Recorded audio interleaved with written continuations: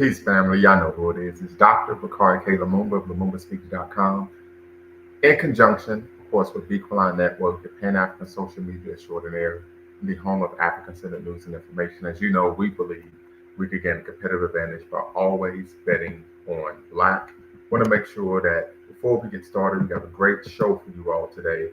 That you hit the subscribe and like button, thumbs up, thumbs up, thumbs up. Hit that notification bell, and make sure you share as well. We're going to be discussing a rather, I think, serious issue, right? Of course, Nicki Minaj, right? The Pink Friday rapper is scheduled to speak at the United Nations regarding the crisis in Nigeria, particularly northern Nigeria. So we're going to do a deep dive. As you know, Malcolm X, we always lean on the wisdom of our ancestors here at the Lumumba Speaks and Bequaline Network, taught us that celebrities are nothing more than puppets, right? So we will get into that. But before we do, family, we want to make sure that we take time to honor the moral obligation to remember, right? That moral obligation to remember took place on this day, 200, if I remember correctly,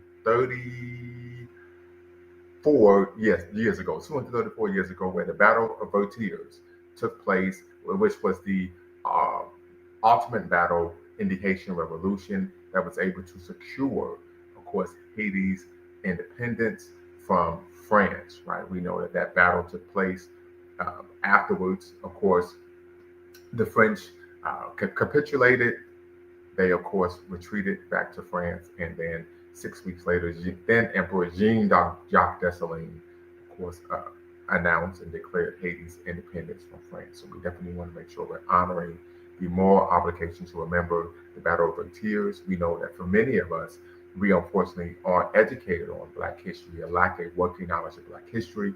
We don't blame the person. We understand that that is, of course, a result of the public fool system that purposely and willfully, and many would even call maliciously, uh, this focuses on educating Black people about the history, culture, and of course, the contributions of others to humanity rather than the contributions we've made ourselves. So we want to make sure that we're celebrating and honoring the Battle of Vertiers rather than, of course, Thanksgiving Day that we call holiday holiday. So we just want to make sure, family, that we're honoring the moral obligation to remember today's Black history fact that took place 234 years ago today. Once again, family, Sister Shy, I see you said peace. Let me know what you think of the book. I think you stated that you purchased the book.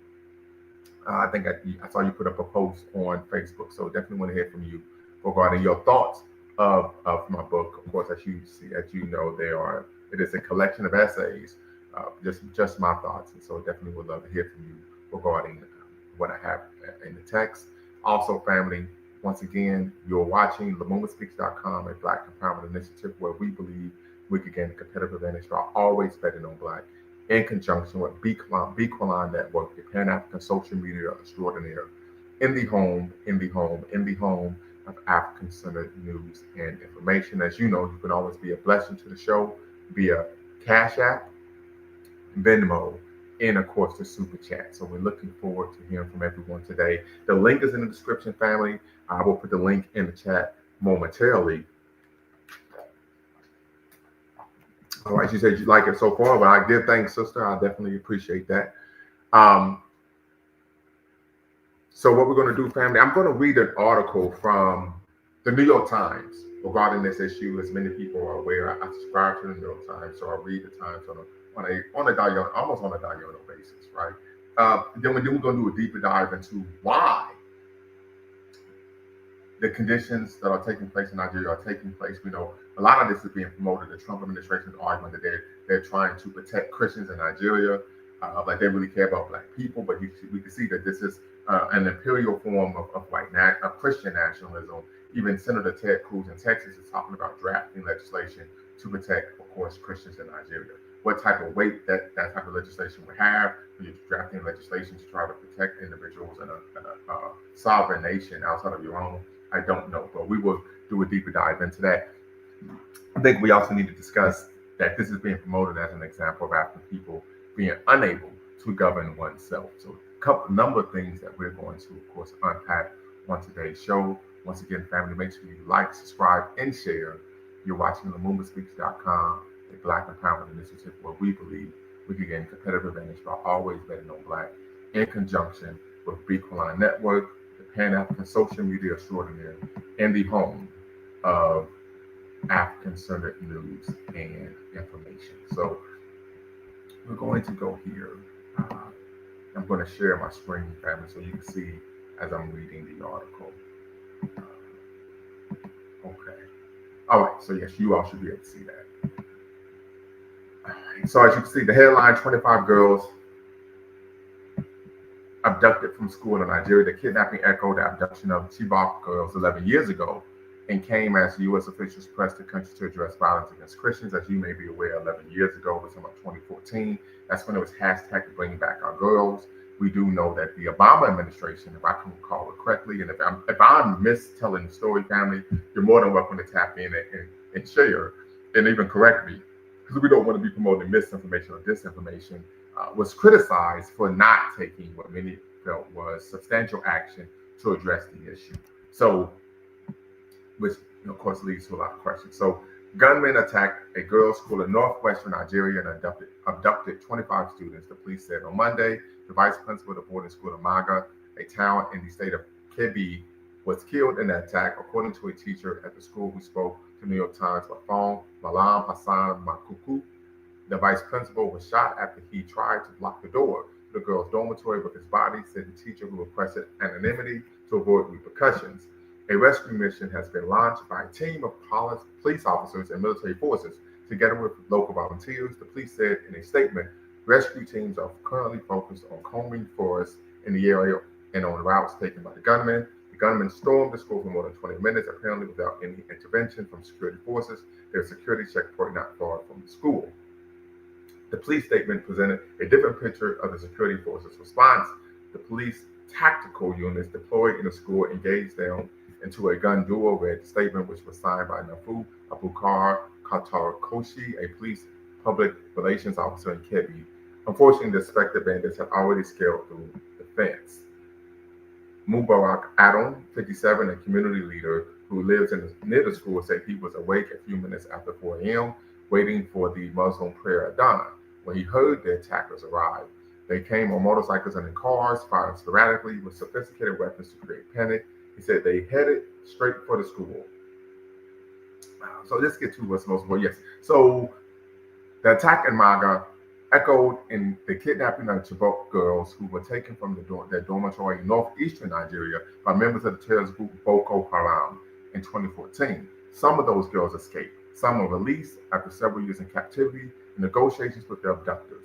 Many are still being held hostage. Since that mass kidnapping, many more have unfolded in Nigeria, particularly in the northeast and northwest of the country. Thousands of Nigerians are killed in violent attacks each year, data shows. The abduction on Monday comes as Nigeria faces intense scrutiny over what President Trump has called an existential threat to the country's Christians. There are more than 90 million Christians in Nigeria, but there is no evidence to suggest that the widespread violence in the country affects Christians more than any other group.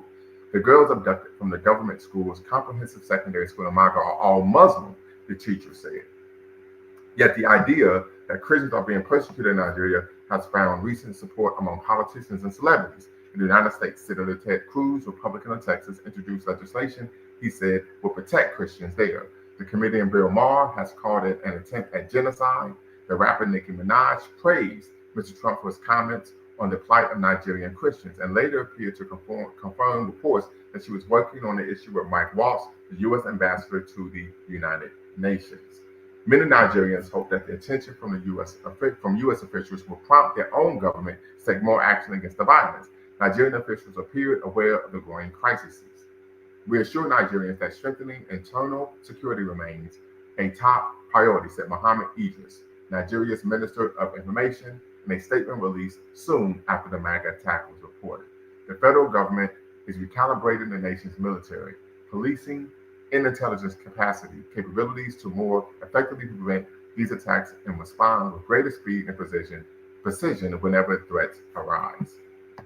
So that is the article from the New York Times. Snapshot review, SSR. Happy you could be here, brother. Hope you could tap in and be part of the conversation. I know we've been missing each other.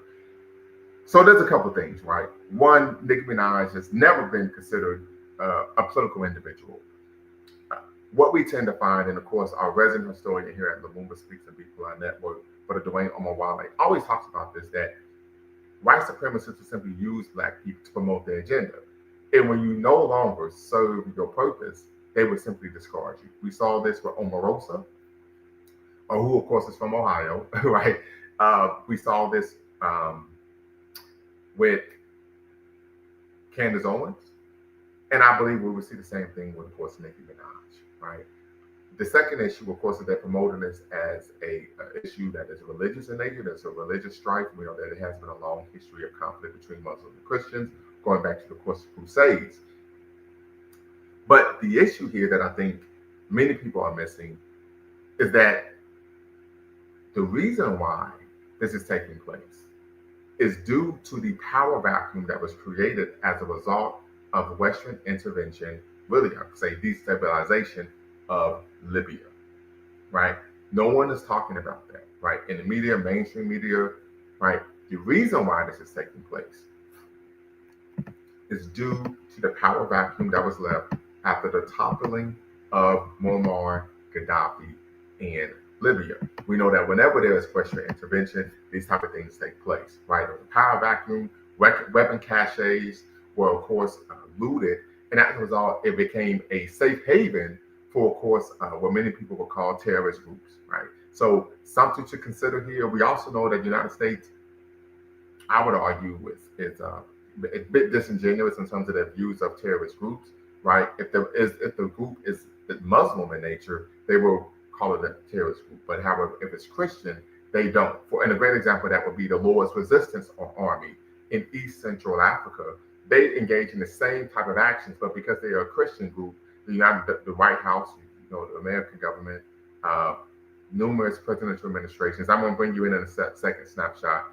Refuse to call that organization a terrorist group, right? So there's a number of things to unpack here, but what we definitely want to focus on is the power vacuum left by, of course, destabilizing Libya, which allowed Libya to become a safe haven for terrorist groups. And then the other, of course, is Nicki Minaj being used by, of course, the Trump administration to promote an agenda that I would argue the good and world, isn't even aware of. Snapshot, what's the word? Good evening. How you doing? I'm doing quite all right. How are you? I'm alright. I was just about to go to bed, but then I saw it and I thought, yeah, let me just jump Okay, on. what time is it in the UK? Oh, it's 11:20. Woo! Okay, It's a late gotcha. one. So yeah, just to sort of like feed on from what you're saying, it's a little bit bigger than the Libya thing because some of the news reports that I've been reading suggest that because the Ukrainians are getting massacred so badly, they have an excess of weapons but no soldiers to actually use them. Mm, So their leadership are selling weapons to different parts of the world, and some of it is going to, or a lot of it is going to some of these terrorist groups in Africa and mm, other parts of the world, and that's where they're getting their weapons from.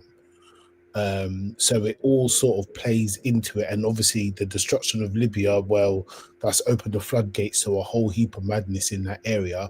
And it's funny because all that stuff happened on Barack Obama's watch, and at the same time, his wife was promoting um, an initiative called Save Our Girls or yeah, Bring save our girls, or right? something like that. And it's all actions caused by what her husband, the man she's going to bed Right, next right. to. I'm glad you brought that up, right? So one, that's an example of symbolic political representation, but it also shows that irrespective of who is in the White House, who commands the Oval Office, America's foreign policy will always be imperialistic and militaristic in nature. Yeah, absolutely. It doesn't matter if it's blue or red, whoever's Correct. in that, what they call it, the deep state or whatever, that agenda remains. Absolutely. So You we're know, talking about purple if you want to keep it a buck, right? yeah. Now Yeah. back to Nicki Minaj. My question is, why her of all people? Like, what? How did they pick her? She's like, what has she got to do with Nigeria or uh even Christians, to be example? Like, why? I don't understand why her. Like Right. her, or even her audience or her people. well, no, I shouldn't say that because I don't know them, but I don't get the sense that global geopolitics is the forefront of Nicki Minaj and a diehard, what I would assume is a diehard Nicki Minaj fan, but I shouldn't assume that.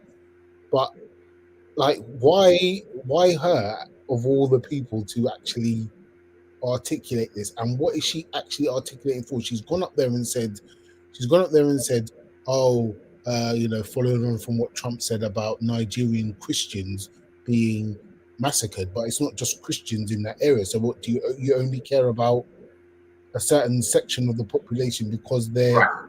Christian? Like, what are you talking about? Like, it's crazy to me. Well, this is what typically happens with most presidential administrations. We know the machinations of a Western empire, right? They put people in positions of power, prestige, and high visibility, who typically have a surface level understanding of what's taking place, and then as a result, they're able to have them just parrot their narrative, their talking points, and their positions. Yeah. And she is a rapper, a celebrity of high visibility, right? So on the surface, it would look like Trump actually cares about black people, when the reality is they're simply using her to, of course, foment a political agenda. Now, is she drawn to Trump because of her economic standing? You know Like, that I do not know.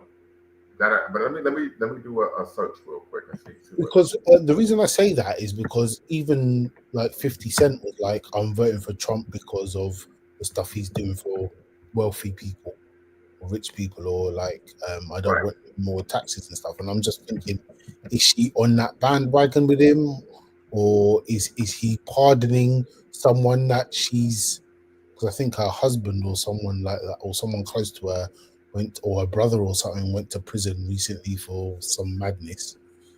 Is she doing it in exchange for a pardon? Like, I just don't know what the motive is for her, like, to do this and just get up there and not even know what you're talking about. Right. Yeah, that's pretty standard. But Forward. Malcolm did say, like, you got to watch out for these celebrities. Like, which other community? Tell me something. Which other community do you know holds up entertainers as like thought leaders or things like that? Like, it just doesn't happen. Right. Like, why does a king? That doesn't happen. Oh, why does a king consult a court jester on matters of state? It don't happen. I was gonna say the same thing. Yeah, Like, it's makes no sense whatsoever.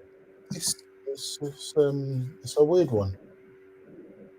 Yeah, absolutely. But this also speaks to what, of course, the Trump administration, and I'll argue every presidential administration, thinks of black people. We saw this with Biden, where he was doing a sit down talk with Cardi B. Who the French soldiers Cardi B to be having conversations with the president? Yeah. Yes, Right. yeah, I remember So that. it shows you what they think of us. Oh man, it's And like, there are a number of black political leaders. You could talk to professors. Matter of fact, I think there's a brother who's at Duke University, brilliant, right, on global black politics. No, they choose not to do that because they're going to give you. They're not going. It's not someone that you would be able to manipulate or get to, of course, parrot your talking points, right? So that is a reality, and from a political standpoint, it would make sense as a politician. But from a community standpoint, this is something that we should take extreme issue and umbrage with. I would even argue Kamala Harris when they had what's the singer?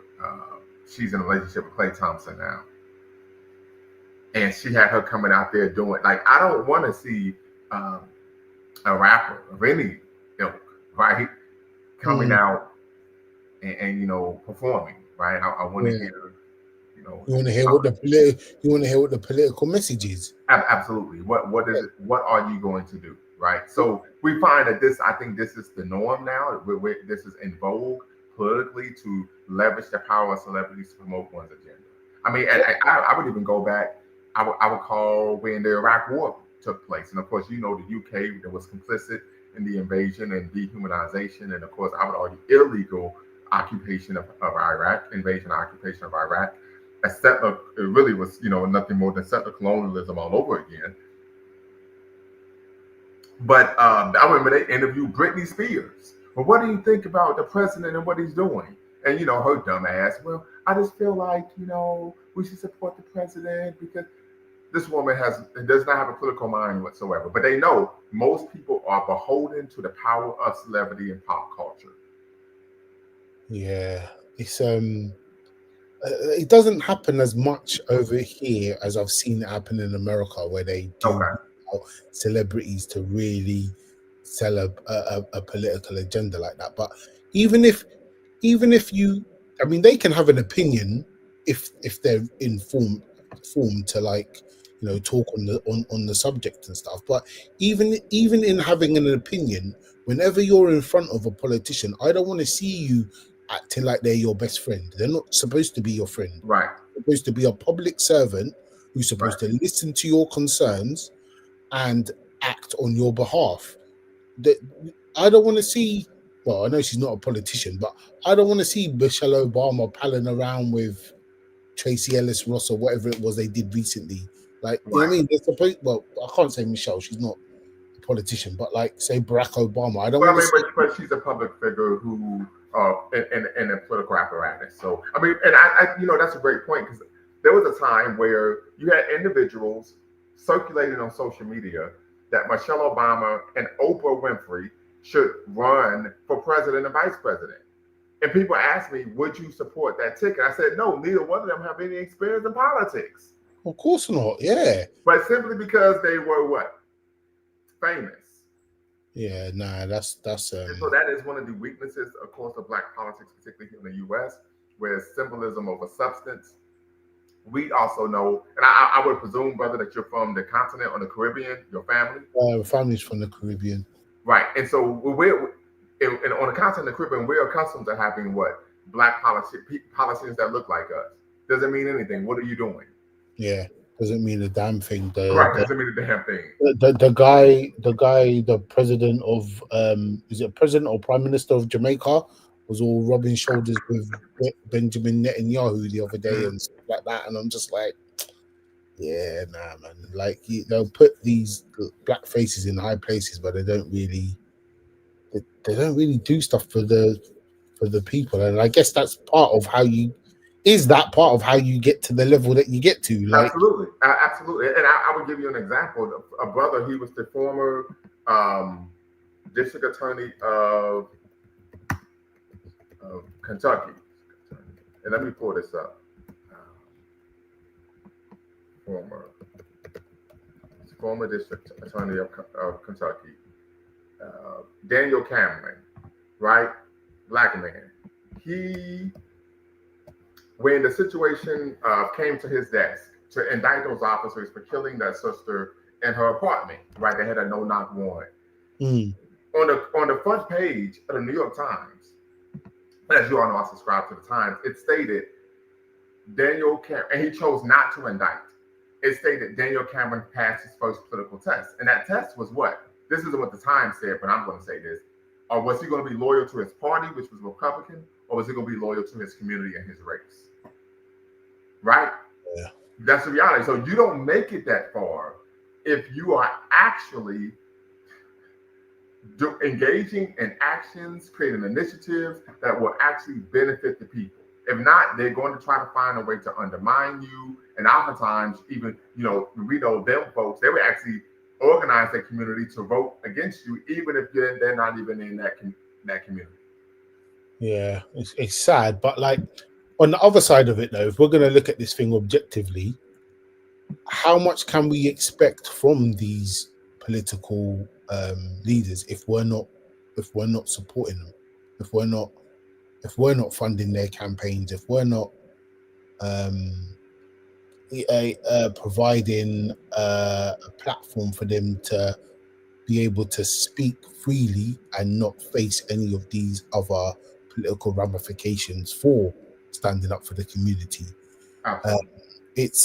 We have to take some of the blame as well. Do you know what I mean? Because we're just not organized like that, and that's all over. Like, even like here in the UK, I was talking to a friend of mine the other day and stuff, and we were just having a chat because there's other groups that have come into the UK that have surpassed the Caribbean community by what seems like light years, and I'm just like, is it their fault or is it the fault that we're just not organized? Right. Well, Garvey Stokely Carmichael said, "We're not outnumbered; we're simply outorganized." Yeah. Absolutely. So Townsend, you said you love Malcolm X. Martin Luther King was a pig. What would make you make the claim that Dr. King was a pig? Right. I'm taking issue with that.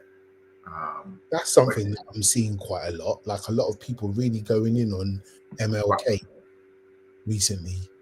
I don't fully understand that, but yeah, right. Neither do I. Probably just someone talking in the chat. But Mr. Sandman, I see you tapping in, brother. But yeah, so these are some issues. Unfortunately, most politicians, and this is really how it goes in the black community. If a black person engages in politics, if they're not coming in from a grassroots frame of reference, what typically takes place is they are identified early by the power elite and then cultivated into leadership, right? This is typically what happens, right? And I've seen this before, right? Oftentimes, particularly even on the right and the left, right? They kind of scour campuses, collegiate campuses, and they're looking for individuals who are malleable, right? Easy to mold, ideologically nebulous, maybe do not have a good sense of understanding of history. They snatch them up before you know it, they have a platform, before you know it, they're running for office. And they're promoting an agenda that oftentimes is antithetical to their own existence, let alone their community thriving. but they themselves must know that. No, I would argue most individuals, brother, are miseducated, and they don't know that. For example, and there was a situation I was working with a brother who was a Christian, and he was articulating that he was thinking about voting, going red, right, becoming a Republican because the Republican Party supports traditional marriage, etc. I even had this conversation with my parents. And I said, well, mom and dad, and they support marriage. And I said, well, mom and dad, did you know that the Republican Party was the one that created the concept and idea of no fault divorce? 1967, Ronald Wilson Reagan, when he was the governor of California. I said, did you know that all of these individuals who are promoting this party line of we support traditional marriage and we're not in support of LGBTQ rights have had numerous scandals come out in the public where they actually are on the down low? Yeah.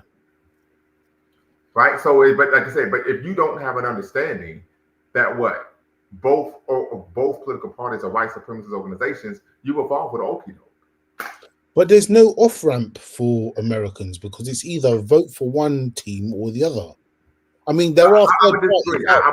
I would disagree. I think locally, like for example, in my hometown, the city of Dayton, we just elected a nonpartisan mayor. Right. This is the first mayor in probably over a century to win an election. And this mayor, she's a black woman, was not a Republican or Democrat. She ran independent. Right. But it was because of the grassroots work she had been doing for the past 12 to 15 years. Right.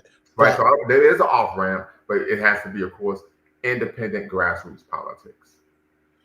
And how does that work out in terms of like when they need to get like funding from the state or funding from the federal government and stuff? Do they look at them as like, well, you're not from our party, so you won't get as much support or you won't get right now that's how it works?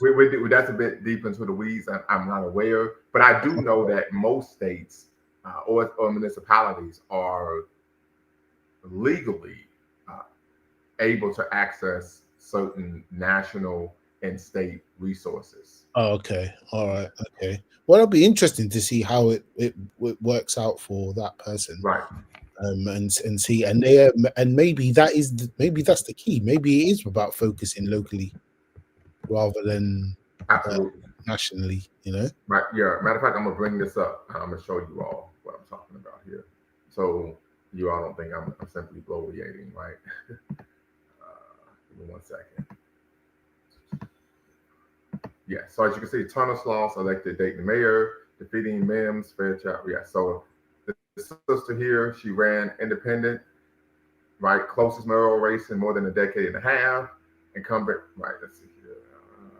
The statement, Mayor Mims on Tuesday acknowledged that he lost, of course. Yeah. So let me ask you a question. So, as a university professor, is that what you are? No, Well, director. director. Is it easy for you to get in front of politicians to talk to and? No, because it would depend on, well, typically that'll be a job for a university president. It's the university's president's job to promote the brand of the institution and to bring in funding. Right. Okay. Yeah. And if say for example there were some politicians that wanted to talk about social issues in the community, for example, is that a forum that you get access to, or? That's something I would have to discuss with my superiors. Oh, okay, all right, Yeah. okay.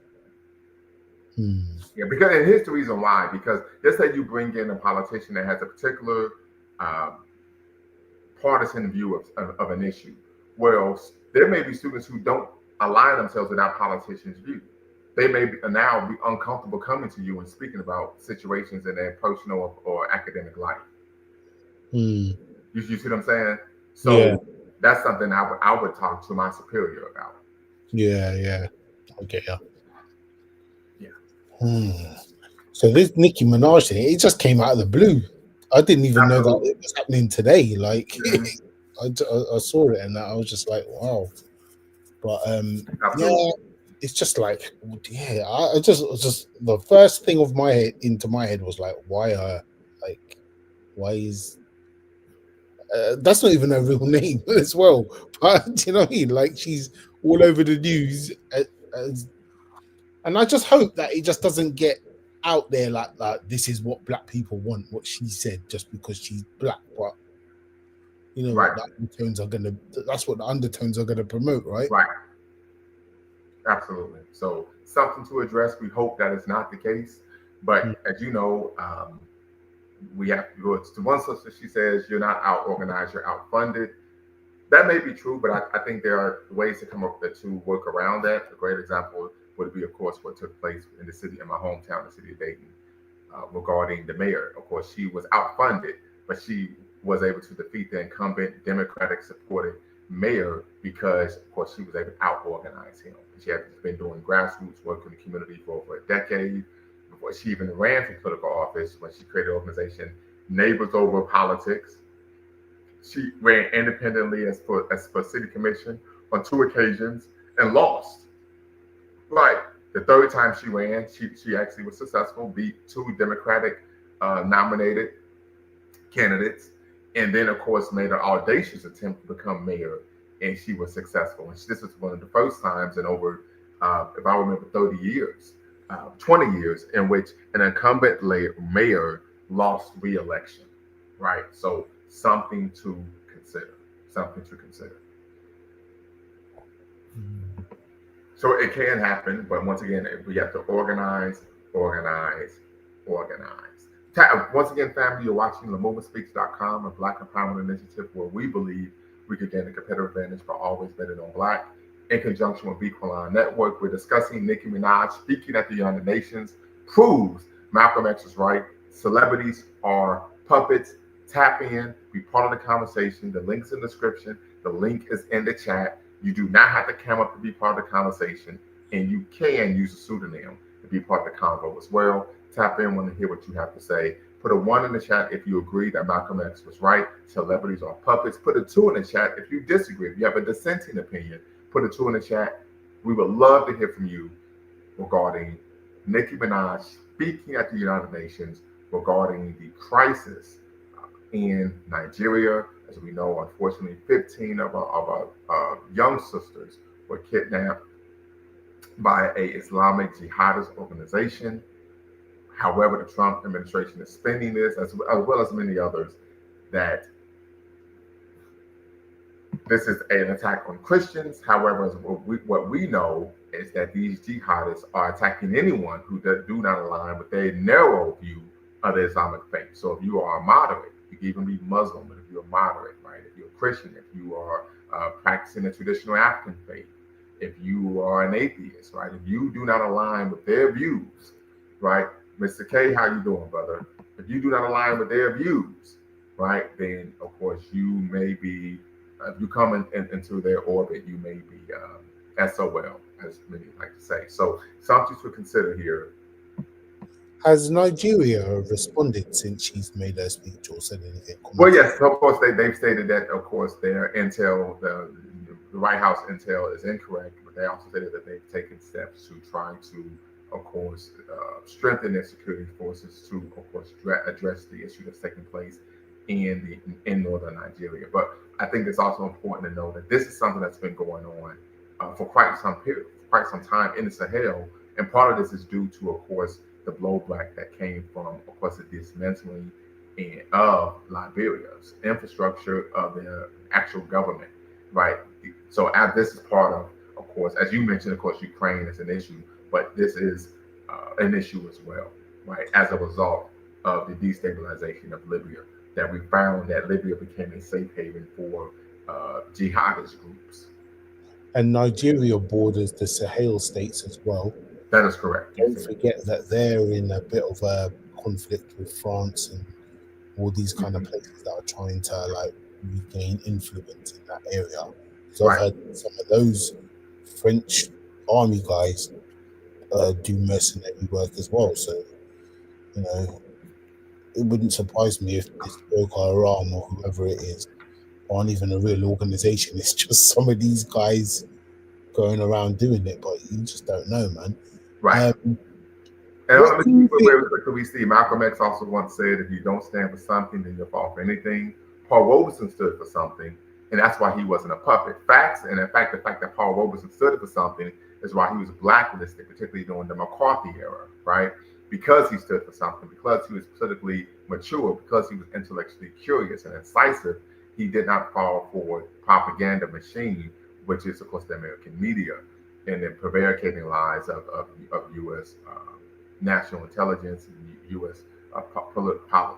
Politics. So as a result, he was blacklisted. So what we tend to find, and this is a reality, family, if you unfortunately are promoting a perspective that is in the best interest of African people, you typically will face some type of social, political, economic retrenchment or redress. So something to consider. What do you think the worst case scenario might be as a result of her speech? Well, I just think it's just propaganda. It's just a propaganda machine. And I mean that's the reality. It's just to promote propaganda. Most people are already deaf, dumb, and blind to what's really taking place, right? And I think this will simply further keep people, in a space to where they're falling for, of course, the machinations of Western and American empire. All right then. Okay, well, I've got to go to bed because it's 1:45. But No doubt, no doubt. I appreciate you, brother. it was good to catch up, man. Yes, sir. All right, speak to you soon. Bye. Have a good show. All right, family. So, Snapshot Reviews, he's tapping out. He's in the UK. So, tap in, family. Link is in the description. Link is in the chat. I'll put another link in the chat. Tap in, be part of the convo. We'd love to hear from you all regarding this issue. How do you feel about the followers of Christianity in Nigeria being so-called attacked by Islamic extremists? Well, we know that in part is part of the narrative that the West wants to promote, right? Right. The argument that they're making is that Christians are being attacked, so they can promote this concept and idea of Christian nationalism, right? And so that's really what that's coming from. But also, we know it's being used as an excuse for U.S. incursion. I would argue military action or incursion in Nigeria. And we know that when the U.S. military shows up, they're not there to be ambassadors of goodwill. They're there to make sure they're securing natural resources. So something to consider as well there. Right, you said, who takes Nicki seriously as a political spokesman? Absolutely. I mean, I know I don't, but something to once again consider. Link is in the description, links in the chat. Mr. K, I appreciate you, brother. I appreciate your emails, but I need you to tap in for this one. right? Tap in. You don't have to cam up, and as you know, you can use a pseudonym. But definitely want to hear from you regarding this issue. Sister Shy as well. We know that a number of young ladies, over 2 dozen young ladies, were kidnapped, and so definitely want to hear from you as well. As a sister on the panel, this is an issue. I would, of course, want to know why is it that they're looking to kidnap young girls. We know when Boko Haram was engaging in this behavior back in 2014, some of them stated that we were going to sell them into slavery, right? Extremely unfortunate. But I definitely would love to hear from some sisters this afternoon, evening, regarding this issue on what's taking place in Nigeria.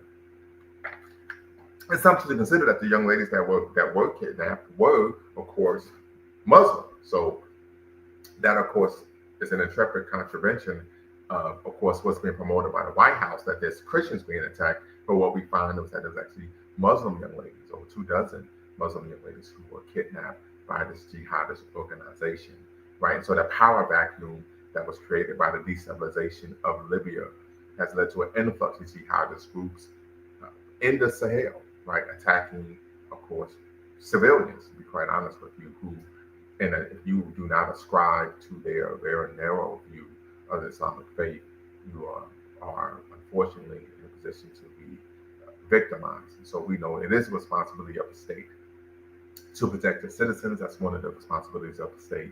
And we know that. Oh yes, I did review the interview, but I haven't reached out to him yet. I have not reached out to him yet. Why isn't Trump threatening Israel to stop killing Muslims in Gaza? It is supposed to be a separation between religion and state. Well, I mean, we know, once again, this is just about the Western Empire, right? So they're going to turn a blind eye to issues. And we know that, unfortunately, part of Western Empire is this concept and idea of Christian nationalism. So if you are not a member of the Christian faith, then you have a little to no value to, of course, their goals and aspirations. So I think that's something to consider as well. But unfortunate, yes. Problematic, absolutely. But this is the reality, right?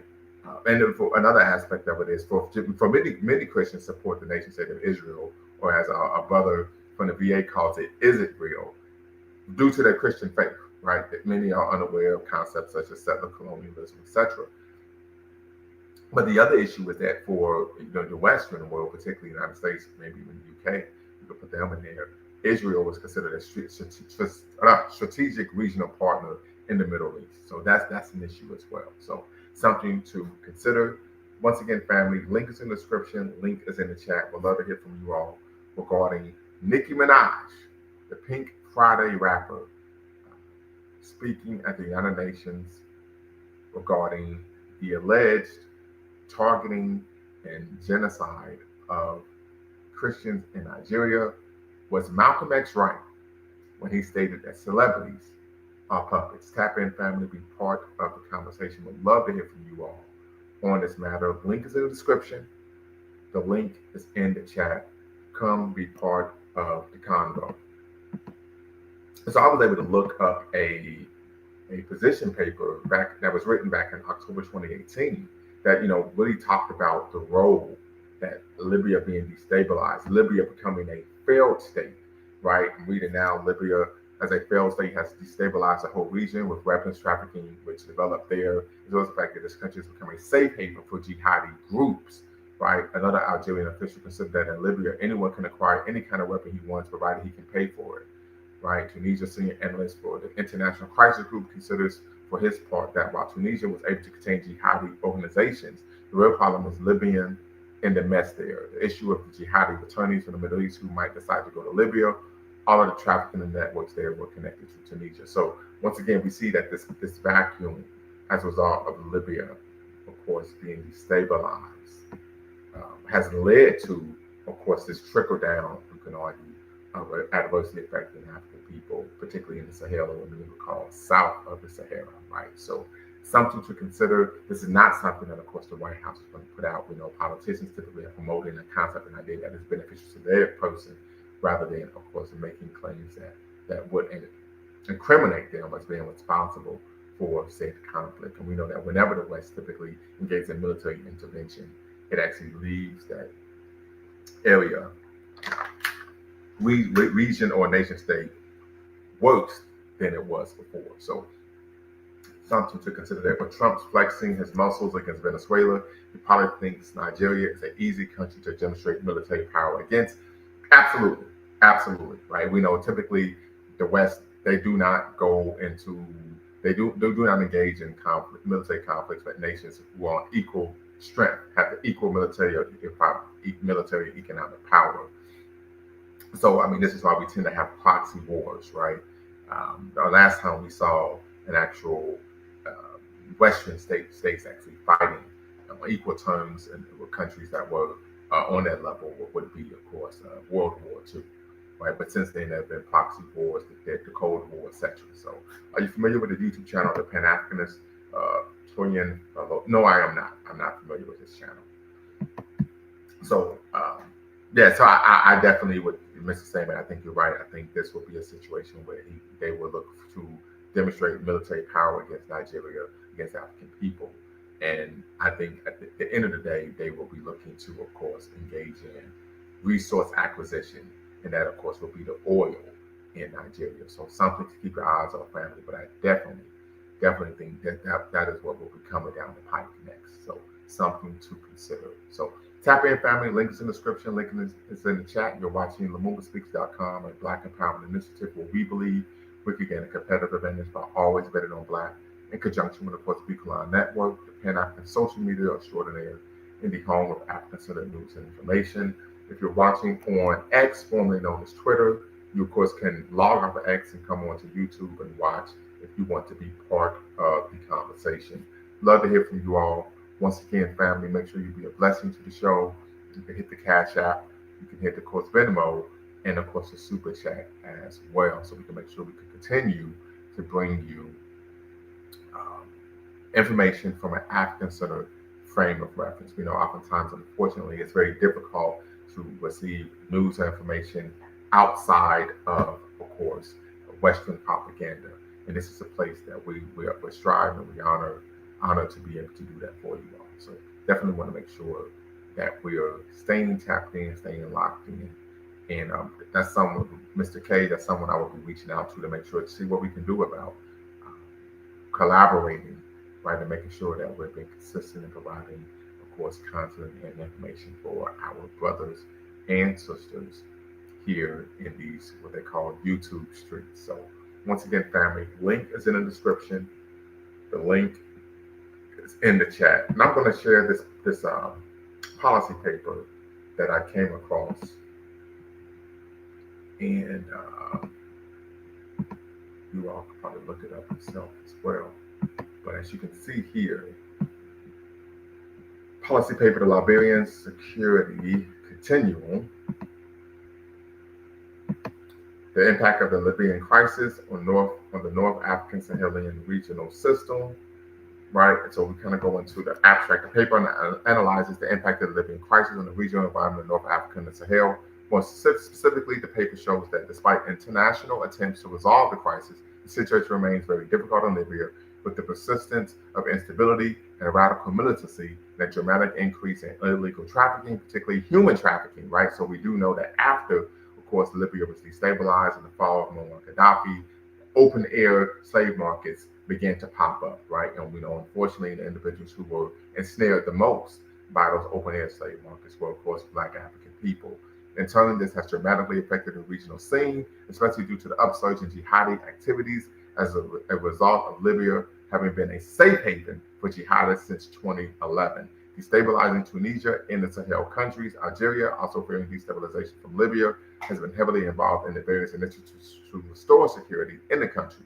However, overall divergent interests in regional competition have so far limited the impact of such initiatives. So this is what we're looking at here, unfortunately, right? So when many people say, oh, see, this is just an example of Black people are unable to govern themselves, what we're looking at is something that's very similar to when we talk about what's going on in Haiti, but something that, of course, we know takes place when you're talking about, of course, imperialism, is fomenting civil unrest. So then one can then say, hey, we have to come in to help these people, right? When the reality is they've caused the problem themselves. something that's also known as disaster capitalism. So that's a term to remember, family. We talk about disaster capitalism. So let's see here. Politics of trafficking. In the absence of any credible scheme to disarm actors in Libya, the country remains awash with weapons, and regional governments continue to fear the impact of this on the availability of weapons to insurgents in their own countries. The conditions that facilitated a major expansion of trafficking activities through southern Libya, particularly marginalization, political isolation, and a breakdown of the local economy, have not changed, and trafficking remains a key source of income for people in the region. However, over the past 3 years, traffickers have changed the way they work, with the smuggling of migrants growing significantly. At the same time, the difficulties of migrating legally into Libya, coupled with the more favorable, though still dire, economic situation in Libya compared with some neighboring countries, have resulted in irregular migration from these countries into Libya's south. The intersection of this, the smuggling of migrants through Libya to Europe, the presence of foreign opposition groups and mercenary fighters, and unresolved political issues linked to southern Libya's non-Arab minority communities has resulted in a cross-border population movement becoming one of the most sensitive current issues in Libya. Although these sensitivities mean that there are no clear statistics regarding the size of this phenomenon, it may well have more significant future effects across the region than the persistence of weapons trafficking, right? So we're looking at the human element here as well. But once again, family, you could go online to find this article, right? Here's the title once again: Libyan Security Continuum, the Impact of the Libyan Crisis or the North African Sahel Regional System. So, Mr. Sandman, appreciate you. Nigeria joined BRICS. This threat forces China in Russia to protect Nigeria. Damn, it's World War III is seriously brewing. Well, I guess the question here is, giving a shout out to Sister Shah, absolutely, will China and Russia come to Nigeria's defense, right? If America seeks military intervention, military action. That is a great issue to the great point there, but I doubt it does, because what typically takes place is what the West, they just engage in proxy wars. They won't actually fight the battle themselves. They just have other individuals on the ground fighting for their ideological and economic interests, right? Great example that would be, of course, the Cold War, right? So America went to war with Vietnam rather than with the Vietnamese, rather than going to war with Russia, which of course was the fountainhead of communism at the time, right? So something to consider. But great point, Mr. Sandman, and we definitely appreciate the super chat. Definitely appreciate the super chat. Tap in, family. Link is in the description. Link is in the chat. You're watching LaMoonSpeaks.com and Black Empowerment Initiative, where we believe we can gain competitive advantage by always betting on Black, in conjunction with, of course, Beacon Network, the Pan-African social media extraordinaire, and the home of African-centered news and information. If you are familiar, of course, with what took place in Libya back in 2011, put a 1 in the chat if you're familiar. Put a 2 in the chat if you're unfamiliar. We're going to test your political knowledge today, family. And as you all know, today is the 234th anniversary of the Battle of Vertiers, right? This battle, of course, was the last battle of the Haitian Revolution, and of course, then Emperor Jean-Jacques Dessalines subsequently declared 6 weeks later Haiti's independence from France. So we definitely want to give a shout out to our brothers and sisters in the struggle in Haiti, right? Sans passe. We know Zopound brothers and sisters don't play. Definitely want to give them a shout out, show them love, and family. Make sure you tap in, be part of the conversation. Want to hear from you all regarding this issue, particularly the young women, unfortunately being kidnapped. Do we believe that they're going to be trafficked? Do we know Boko Haram back in 2014 stated that they would traffic the young ladies and sell them into slavery? We know this is a particular issue, unfortunately, in that area of the world, particularly when you're dealing with jihadists. But we want to make sure that we're also strategizing of how can we provide assistance and support for our brothers and sisters. Would that be us leaning and pressuring, of course, our own public officials to provide support to brothers and sisters in Nigeria, providing them the ability to immigrate to the United States, right? So something to consider there as well.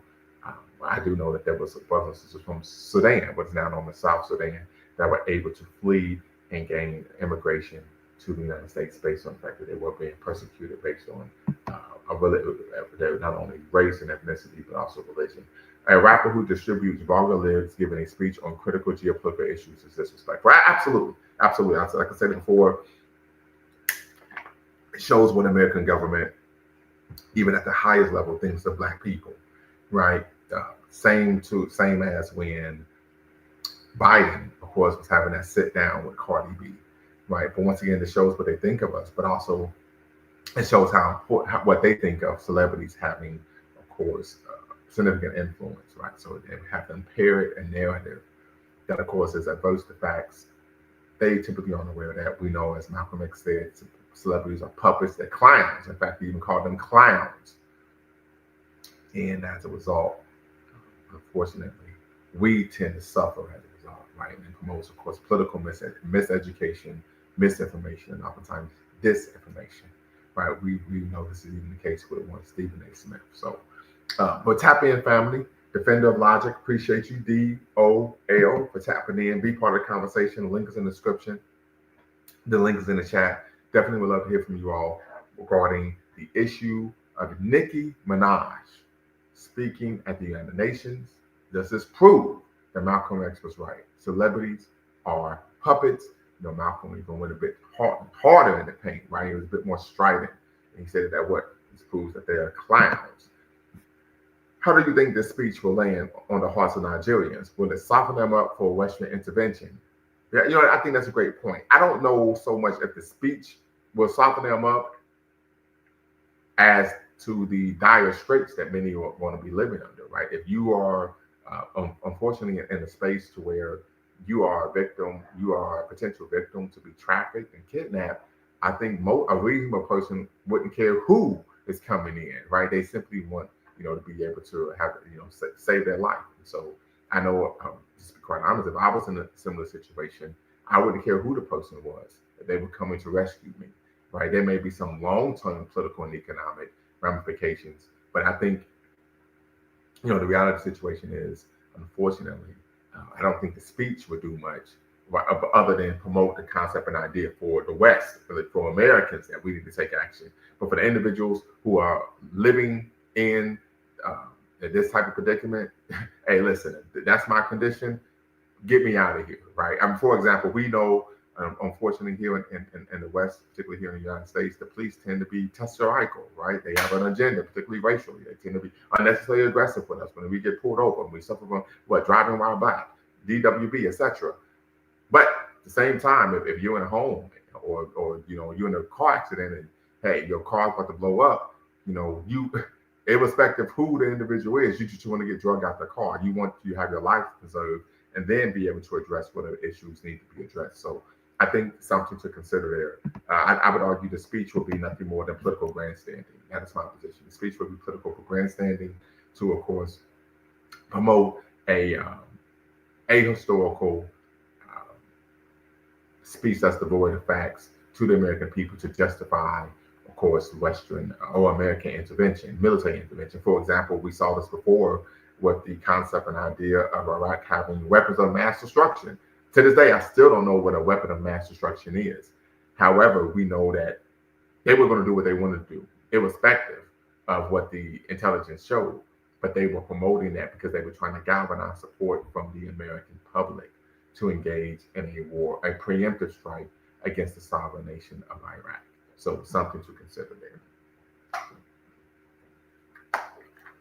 So tap in, family. The link is in the description. The link is in the chat. We'd love to hear from you all. You're watching, of course, LumumaSpeaks.com, a Black Empowerment Initiative where we believe we can gain a competitive advantage by always betting on Black in conjunction with People Line Network, the Pan-African social media extraordinaire in the home of African-centered news and information. If you're watching, like, subscribe, and share. Thumbs up, thumbs up, thumbs up. Hit that notification bell. We definitely need to get our subscriber game up. We need to get a subscriber game up. We need to get our subscriber game up. It needs to be 10 Team Pan-African and family. We're looking for 10,000, keyword 10,000 subscribers by the end of the year. This is our goal. and we believe that we can make it happen. So make sure you're liking, you're subscribing, and you're sharing. Right, this is one of the few spaces, family, amongst the, of course, plethora of platforms that are on YouTube that is going to provide you factual information from an African-centered frame of reference. There are some other brothers out there and sisters out there who have Pan-African channels, but we definitely want to make sure we're supporting our RBG brothers and sisters, and we can't do this without your support. Then that way we're able to consistently bring our daily Black History facts. I remember there was a sister who said, I love the fact that your channel provides daily Black History facts. And we want to make sure that we're consistently providing information to you all to counter, of course, the debilitating effects of course, Western, we would argue neo-colonial miseducation, right? We understand that at one point we were suffering from colonial education, and then it was post-colonial, but now we're suffering from what we call Sister Farida, who we're going to look to get on the show, neo-colonial education, right?